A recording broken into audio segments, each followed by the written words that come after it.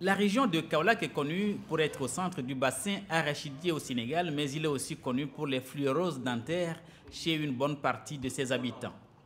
Il s'agit d'une teinte que provoque sur les dents le taux élevé de fluor dans l'eau.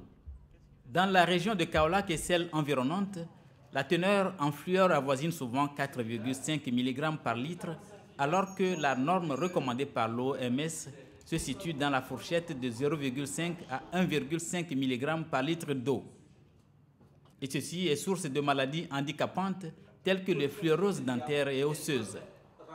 Un père de famille qui, au bout d'un certain nombre d'années, a la fluorose osseuse, se voit les articulations bloquées, ne peut plus aller au champ. Il ne peut plus exercer même un travail de tailleur. Un groupe de religieux des frères Carme a pris l'initiative de combattre le mal pour en épargner les générations futures.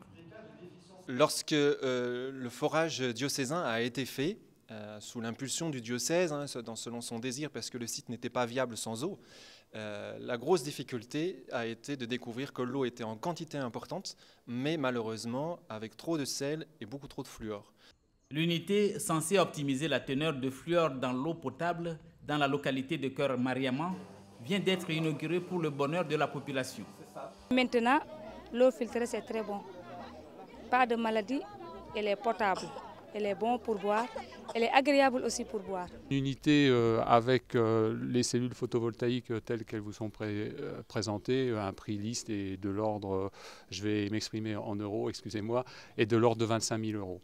Aujourd'hui, nous pouvons être rassurés que dans un avenir proche, les jeunes générations du bassin arachidier, de Kaolack, de Fatick, de Diourbel, je pense aux jeunes filles, n'auront plus de dents colorées.